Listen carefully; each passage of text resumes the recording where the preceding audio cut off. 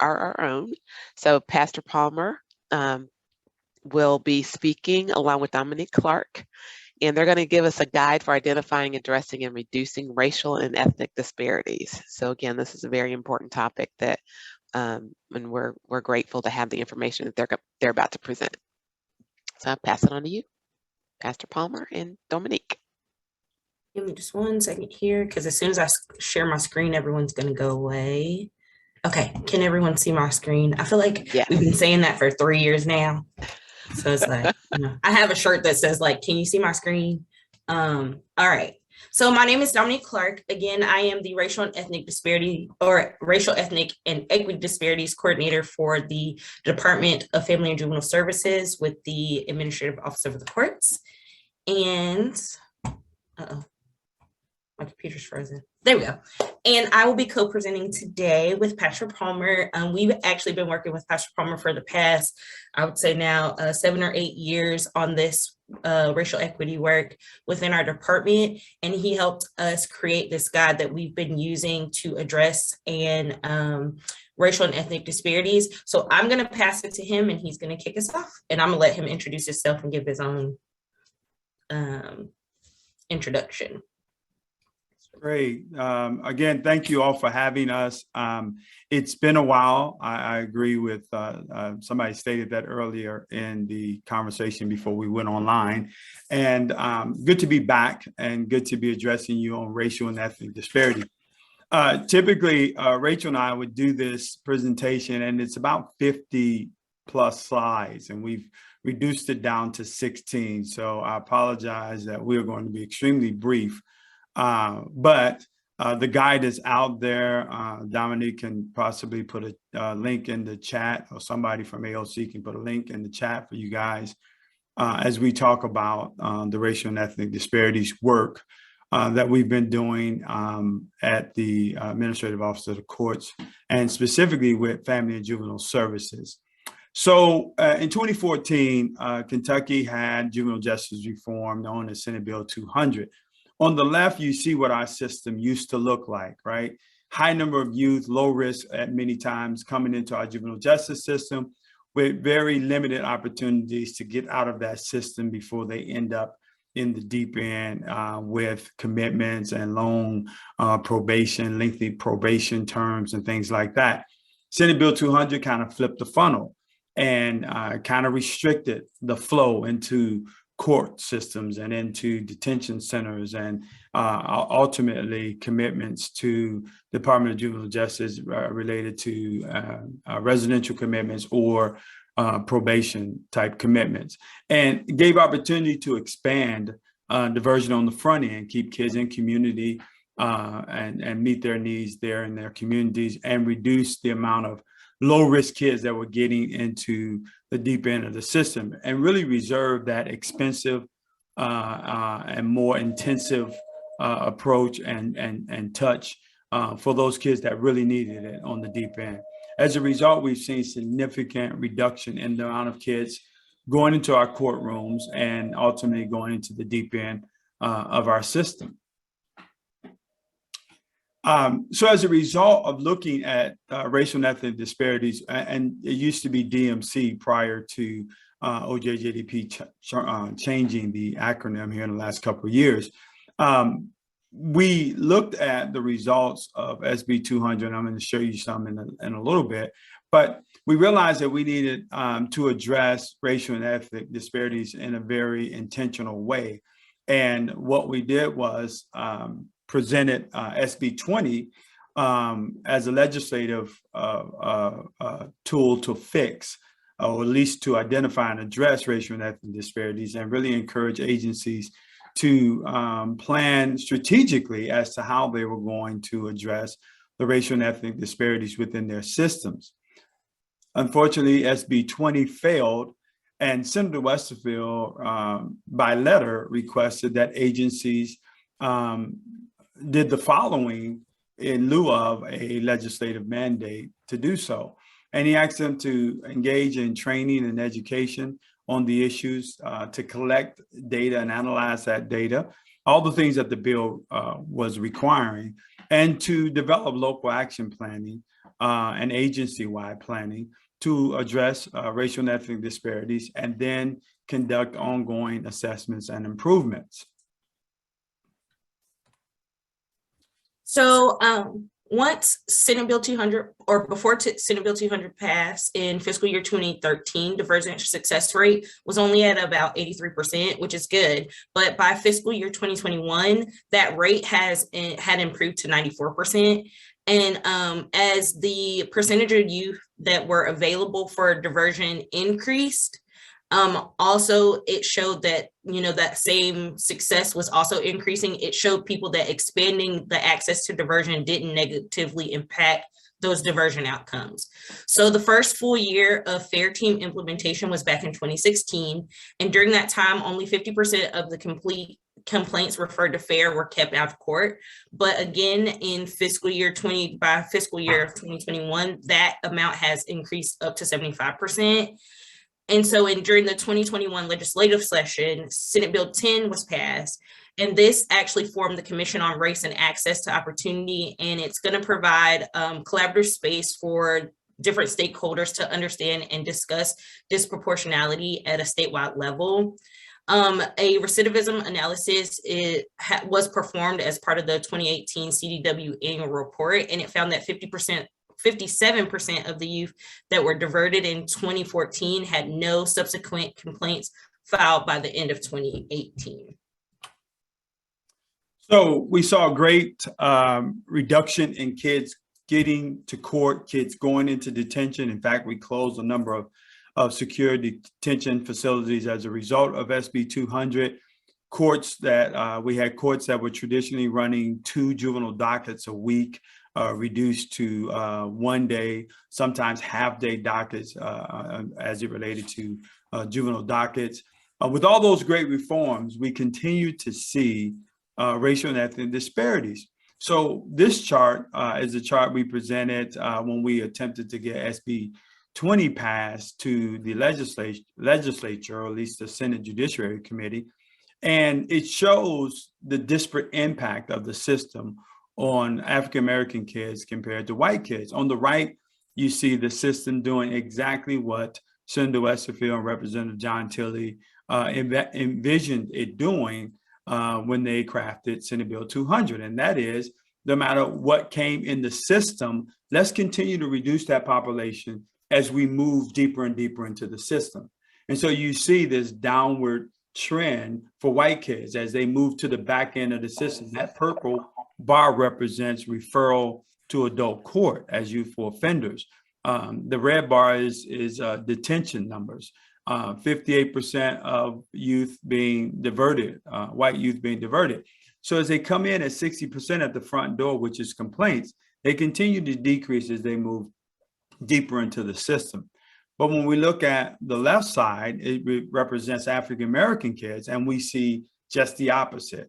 As they come in the system at 25%, it jumps up to 28% of the overrides, 38% of those detained at intake, and as high as 57% of those youthful offender referrals. And so same system, but disparate impact. We see a different journey for Black kids versus white kids.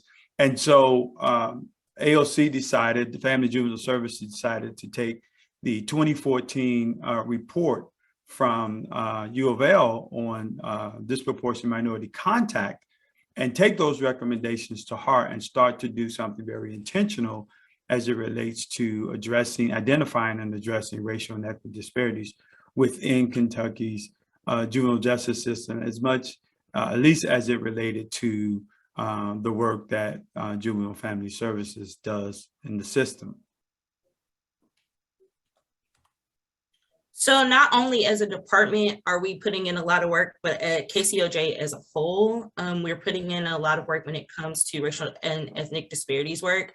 We have our diversity and inclusion policy. We have the Future Leadership Development Program through our HR department, the rate agency model, which Pastor Palmer is going to go over. And again, I can't see the chat, so I know Ebony is on the call, and I don't know if she can put a link to the guide in the chat, but that's something that we put forth. Pastor Palmer has been doing implicit bias and cultural collision trainings at all levels of the court, and as well as the clerks as well.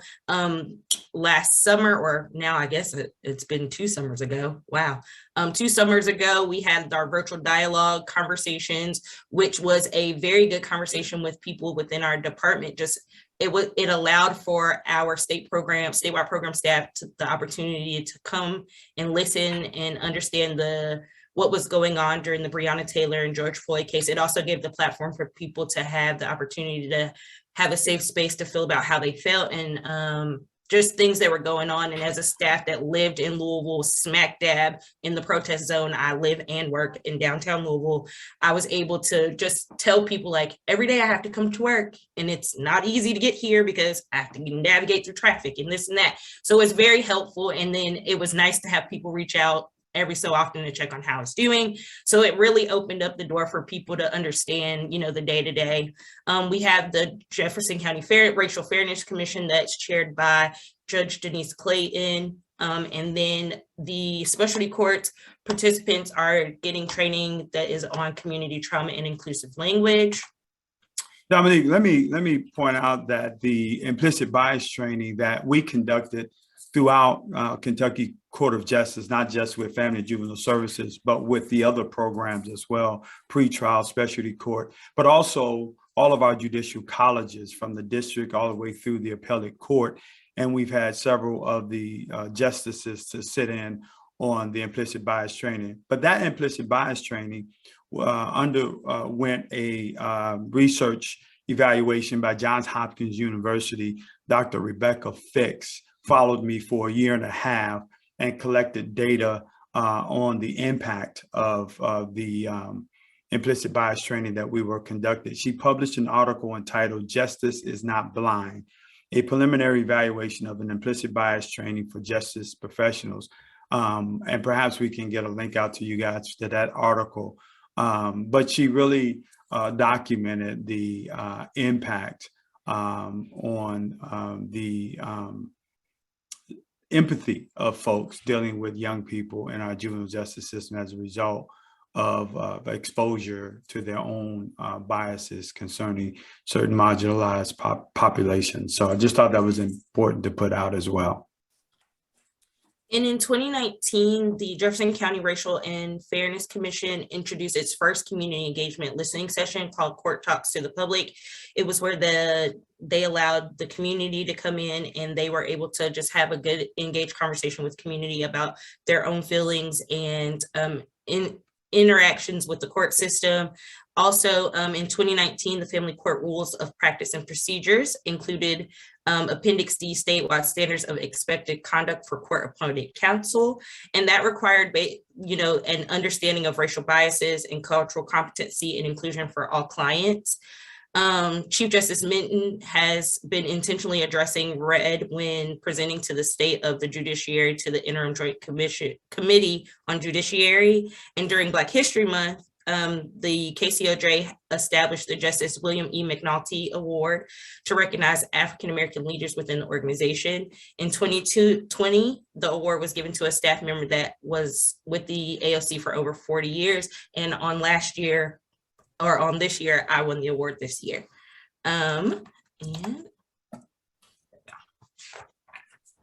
So all of this requires a data-driven approach, and we utilize this data-driven approach because data provides an objective measurement of the challenges that we face and the challenges that our clients are going to face as they interact with our programs.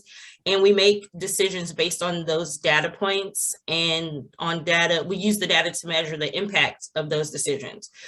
We get the most accurate picture of our outcomes, and we can make the most effective choices when we use data. So we want to make sure we're understanding the population, that we're tracking recidivism, that we have the ability to follow each individual, each kiddo through the system from start to finish, that we're able to analyze any gaps or service barriers so that we can improve our outcomes, and that we can expedite access to services, and that we inform stakeholders on community-based service array needs if we have them.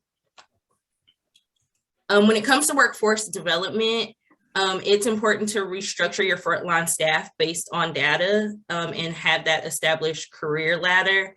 Our local action planning is super important within our department. Our top 10 racial equity disparities counties have local action plans that they work on, and we actually meet every other month. And we talk about those local action plans, and we go through, and it gives each county the opportunity to bounce ideas off of each other if they're experiencing some of the same barriers, having the opportunity to say, hey, I'm also experiencing this barrier. Here's what we're doing to try to fix it.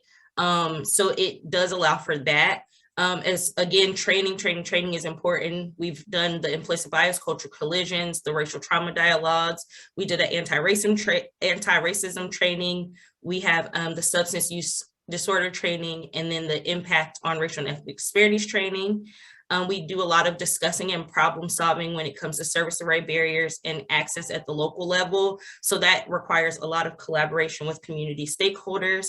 And then we have a web-based juvenile justice data dispository for public viewing as well. So what does the model for cultural change looks like in the Kentucky Court of Justice? It started out, the presenter earlier talked about identifying the problem being kind of the foundation. Well, that's kind of what we started with, the phase of identifying the problem, which basically says, listen, let's understand racial and ethnic disparities in the systems that the Family and Juvenile Services operated.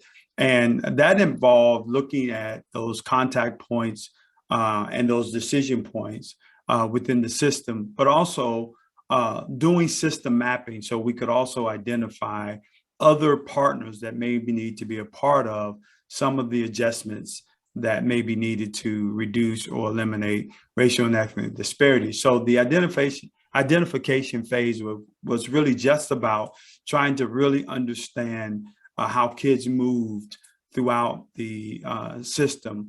Not just the contact points related to Family and Juvenile Services, but the work that they did in identifying racial and ethnic disparities was really impactful with some of the other system partners, as you'll see in a little bit when we talk about some of the celebrations around this work in the Kentucky Court of Justice. The next phase dealt with reconstruction, right? They talked about interruption points. I like to think of these as disruption points. As we looked at the system, we realized that systemic inequities were the result of policies, not necessarily people. And so we started looking at and thinking about how the policies and practices within the system were impacting families. And a good example of this was in Jefferson County. We realized that we had significant disparities in failure to appears as related to Black and African-American families. And what we did was looked at the policy related to how families were notified and when a failure to appear was issued. We changed the policy and greatly reduced disparities at that contact point. It wasn't an issue with the population as much as it was an issue with the policy. And so we didn't focus on what may have been wrong with the populations that were being served as much as what was the impact of the policies and practices within our system that could be impacting these families and creating these disparate outcomes. And so the construction phase deals with things like institutionalizing racial and ethnic assessments, developing a strategic plan to address those inequities where we saw them in the system. It dealt with the training aspect of this work, but it also dealt with taking the planning phase to the local level. So we have 10. Now, OJJDP typically requires that we look at 4 of the most disproportionate counties within our state. The Family and Juvenile Services identified 10. And in each of those counties, they have a local action planning committee, and they're all looking at different parts of the system and addressing disparities as they are manifesting within their local community. The next phase dealt with how do we institutionalize some of the work that is showing promise. And so we modified policies and procedures. We institutionalized some of the training requirements on new employees. We produced a webinar explaining to all new employees what racial and ethnic disparities is, what it looks like, how we address it within the system. We collaborated with stakeholders. And then the final part is reevaluation, which is basically going over the process over and over again, refining it as we continue to pull data, identify new problems, areas where we're not seeing the reductions the way we want to see them, and reevaluating our plan and our procedures. One of the things I love about this is that we actually identify reduction goals under the construction phase. Now, those were not quotas. In fact, a reduction goal, one of our reduction goals for reducing the amount of African-American kids being overwritten to diversion and ending up in court was to increase access to diversion. And by doing that, we significantly decreased the amount of kids being overridden for diversion. Now, one of the ways that was done was through engaging stakeholders. We needed a diversion opportunity for kids on the north end of Hardin County, for example, because there was a transportation issue in getting to Elizabethtown. Well, the Court of Justice reached out to me and asked, would we be willing to host a diversion program here at our church? They provided the curriculum, the training for our volunteers, and we hosted a community works project here at our church, which took a lot of the load off of those families trying to get their kids to the south end of the county, greatly reduced the amount of kids going to court because they couldn't get to their diversion opportunities. And so those are just some examples of how this work was very intentional in connecting with other partners and not just blaming the disparities on other system stakeholders or the lack of support and programming within communities. Next slide, Dominique. So Dr. Cherie Dawson-Elvers did an evaluation on the model that we're presenting today. And in fact, she presented her results to us yesterday in a 2-hour call. And this is one of the quotes that I took from her work yesterday. She says, while implementation seems to be impacted by turnover, a global pandemic, and the politics of 2020, the model still seems stable, supported, and effective, even through these challenging times.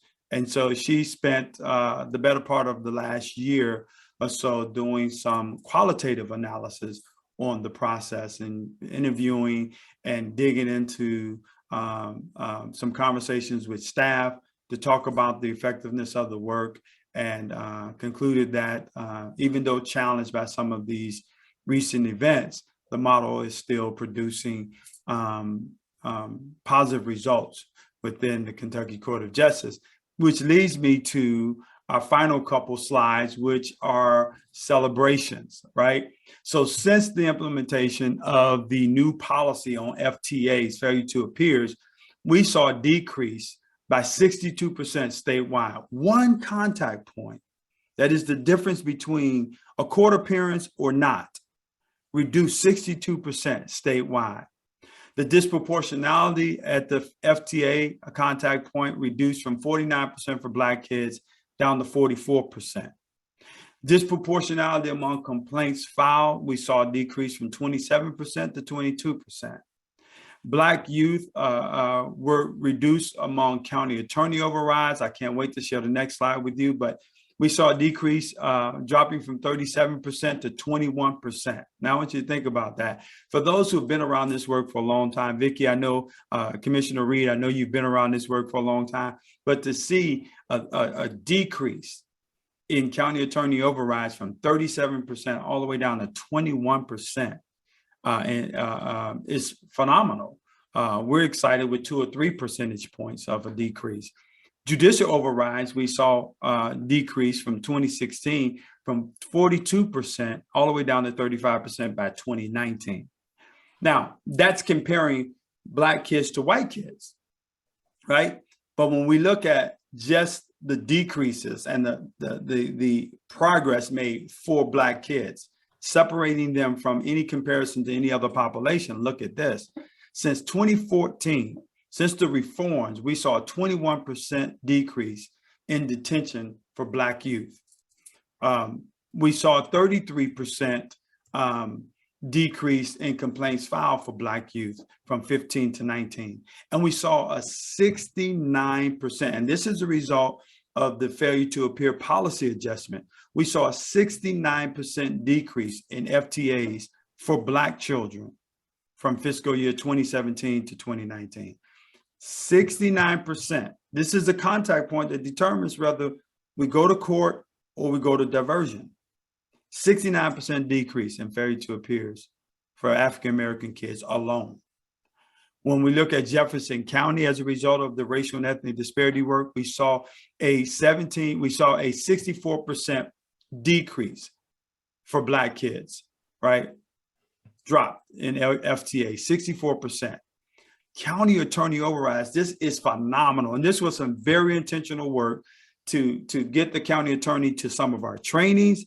But more than that, it was very intentional on Rachel's part to send him his data, sometimes on a weekly basis, really encouraging him to do better. We saw a 91% decrease. Let me pause and let you guys take that in. 91%, 1,026 all the way down to 92 kids overridden for diversion in Jefferson County. That's phenomenal. In Christian County, where Rachel and I did our capstone project for the Center for Juvenile Justice Reform out of Georgetown University, we did about a 1.5 year long project there in Christian County, working with the juvenile court judge, the juvenile prosecutor, the school personnel, law enforcement from both the sheriff's office and the city police, and a lot of community partners. We saw a 68% decrease in juvenile and judicial overrides from 2018 to 2019, and that trend continued into 2020. We saw a 20% decrease in complaints filed for Black kids from 2015 to 2019, and a 60% decrease if you factor in 2020. So when we talk about doing this work, to be able to boast these kind of statistical reductions in the amount of African-American kids drifting into the deep end of the system is phenomenal. Now, we still see disproportionality, but we're not seeing as much disparity as we get more and more Black kids out of the system at the front end. Many times, some of the disproportionality we're seeing at the back end doesn't necessarily represent disparate treatment or disparate outcomes. All of those kids are similarly situated. It just happens to be that in some cases, it's still disproportionate. So we've got a lot to celebrate in Kentucky Court of Justice, specifically in Family Juvenile Services, as a result of this model. It's been working for the last few years and creating some very interesting and very phenomenal outcomes. So thank you all for the time. And Dominique, and I'll open up for questions if you have any.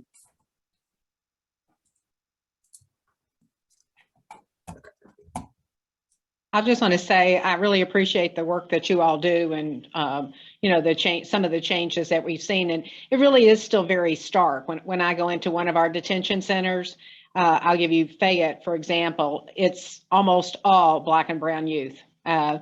Seriously, in the entire building, you might see 3 white kids, and the entire rest of the building, it just really hits you when you see that. So I think we've accomplished a lot, and we're certainly have more to do, and look forward to doing that. So I really appreciate your presentation. Thank you so much, Commissioner. I know you've been around this work for a long time, so I know you get it. One of the things I've been trying to really say to folks is we've got to look at disproportionality, but also look at disparities, because in some of our, especially in a community like Christian County, we're still seeing significant disproportionality. But when you actually look at these smaller populations now, you realize that there's not a lot of disparities, that many of these kids, even though it's disproportionate, are there for similar reasons. That wasn't the case, 8 or 9 years ago. We were seeing so many minority children ending up in the deep end for very small infractions compared to their white counterparts who significantly, normally only ended up in the deep end of the system for more serious offenses. Now we're seeing a little bit of equity in that deeper end of the system. But I agree with you, Commissioner. It's still significantly dark when you get to the back end of the system. You even have to think of things like we have a lot of kids who are put on ankle monitors and put on home incarceration. And you have to think about that, especially during the pandemic, when you were asked to remain indoors with an ankle monitor in a non-air conditioned house during the pandemic with 10 people sharing a 2-bedroom place, and how it might be more likely to reoffend, to not keep the technical part of you went outside or you did whatever versus some kid that's, in an area where he's got his own bedroom and bathroom suite and the house is air conditioned. And so, you get into the whole socioeconomic, not just the racial of some of the barriers that are put up for kids, and why we oftentimes see more violations of probations and so forth based on those kinds of conditions. Yes. Mm-hmm.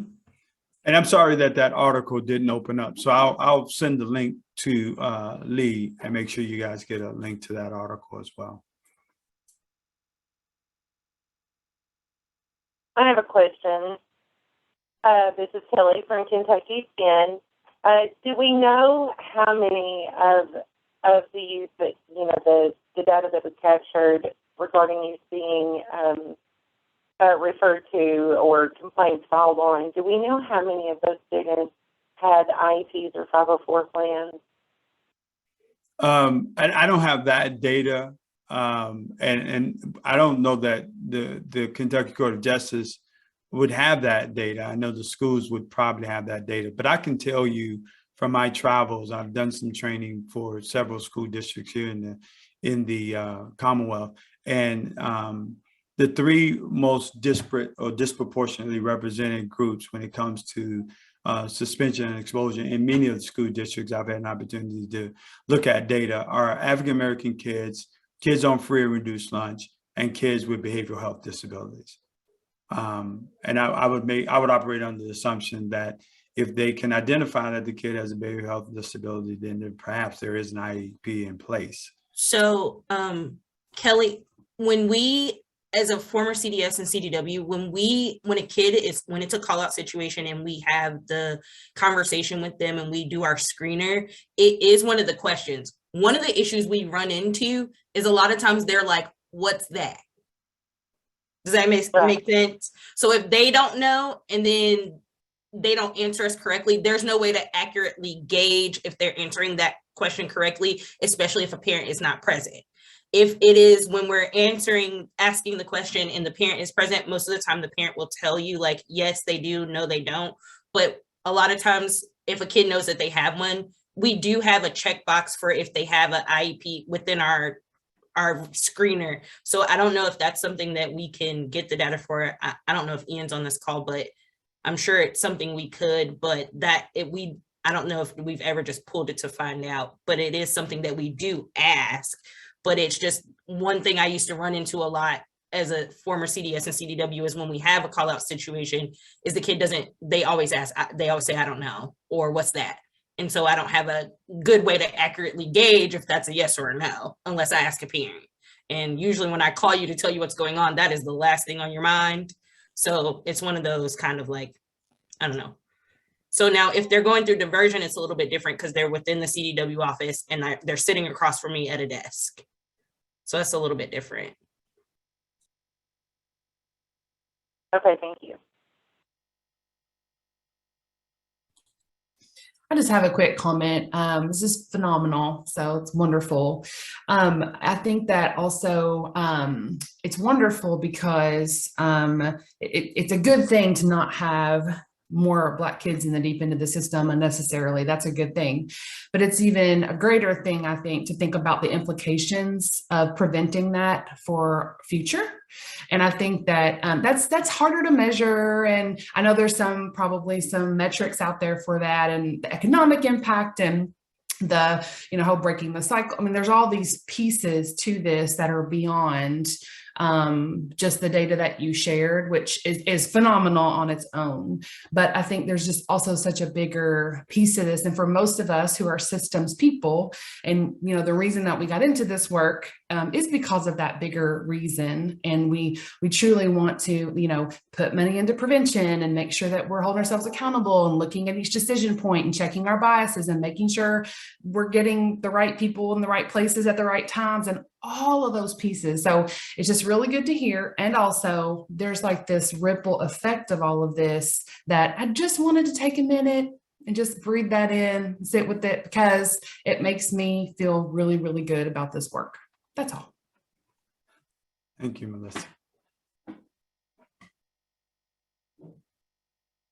I think one of the critical pieces to the work here is that Rachel really hammered this idea that we had to fix the system, right? So when we talk about even the intersectionality of race and poverty, right?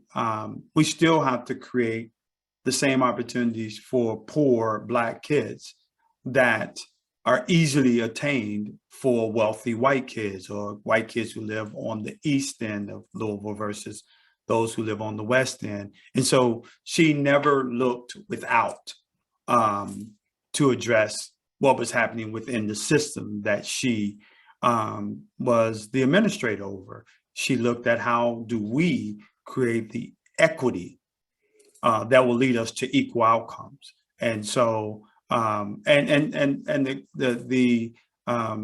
guess the defining piece to that was to individualize take an individualized approach to every kid to make sure that we're doing what's necessary to get that kid similar outcomes that other kids get to much easier. And we couldn't use his family construct as an excuse, the lack of response from the family as an excuse, the crime rate in the city or in the community as an excuse. These kids deserve to have access to diversion just like these kids. And so she went out and didn't have any grant monies to stand up a program like she stood up in our church. But she was able to create partnerships with different community stakeholders, help them to build the capacity to be an asset to her program. And as a result, we're seeing more kids access diversion and fewer kids going into the court system, which means fewer kids for Vicky to have to monitor and detain. And so I think that's key to what's happening in FJS right now.